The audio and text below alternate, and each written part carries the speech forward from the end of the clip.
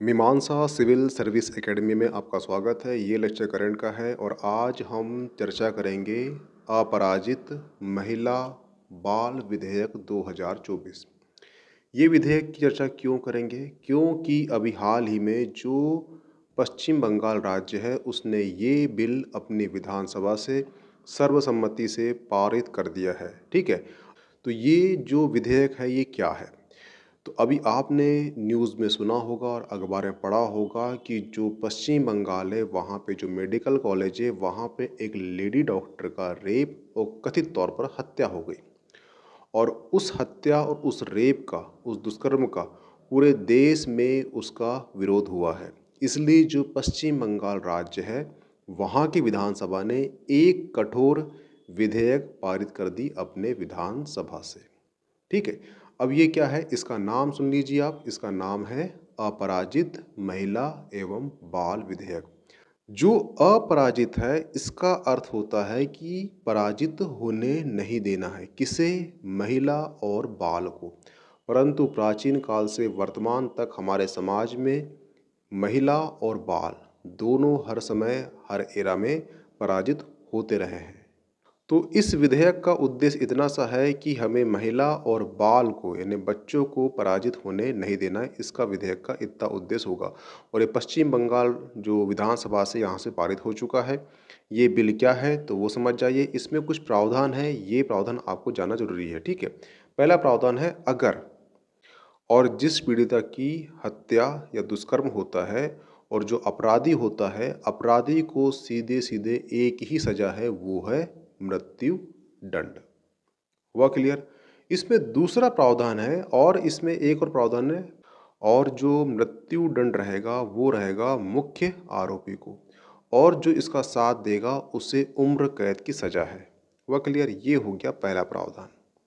और जो दूसरा प्रावधान है इसमें ये लिखा है कि जो रिपोर्ट दर्ज की जाएगी थाने में, उस रिपोर्ट दर्ज के 21 दिन के भीतर उसकी पूरी जांच की जाएगी और जांच 21 दिन के अंदर कर ली जाएगी। यानी कि यहाँ पर क्या होगा, न्याय में देरी नहीं होगी। तीसरा प्रावधान है कि जो महिला अधिकारी है उसके अंडर में एक अपराजित टास्क फोर्स बनेगी जिला स्तर पर। और जो भी इस प्रकार केस आएंगे या मामले आएंगे, ये टास्क फोर्स करेगी। कौन सी? अपराजित टास्क फोर्स, और जिला स्तर पे आएगी। हुआ क्लियर? ये तीन प्रावधान है।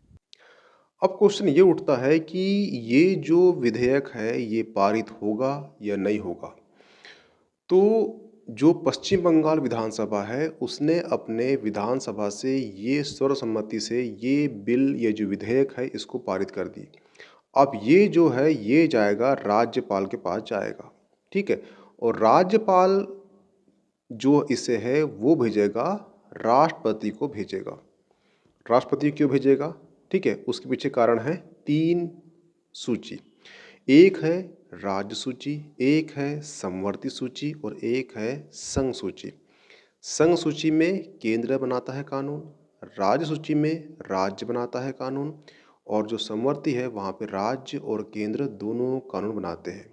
परंतु ध्यान रखना कि ये राष्ट्रपति के पास क्यों जाएगा, क्योंकि जो आपराधिक मामले होते हैं उसमें सामान्यतः केंद्रीय जो कानून होते हैं वही लागू होते हैं। जैसे कि आपने पढ़ा होगा आईपीसी, इंडियन पिनल कोड, जो वर्तमान में भारतीय न्याय संहिता हो चुका है।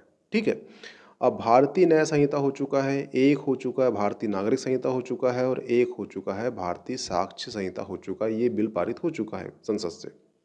ठीक है, तो जो भारतीय न्याय संहिता है, ठीक है, और जो वर्तमान में पश्चिम बंगाल में जो विधानसभा से पारित विधेयक है इसमें जो प्रावधान है और भारतीय न्याय संहिता में जो प्रावधान है, अगर उसमें सिमिलैरिटी या समानता नहीं दिखी गई तो राष्ट्रपति ये बिल पारित होने नहीं देगा, यानी ये बिल पास नहीं होगा, यानी कि जो विधेयक है वो बिल नहीं बनेगा।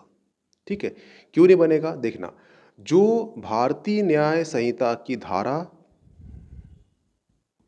66 है, धारा 66 में लिखा हुआ है कि जो पीड़िता है यानी कि महिला है उसके जो दुष्कर्म होता है अगर उसकी हत्या होती है, उसके मर्डर हो जाता है, तो इस कंडीशन में जो अपराधी है उसे 20 वर्ष का सज़ा है, ठीक है। तीसरी उम्र कैद है और चौथा है उसे फांसी होगी। यानी 3 यहाँ पे विकल्प है, या तो उसे 20 साल सज़ा होगी, या उसे उम्र कैद होगी, या उसे फांसी होगी।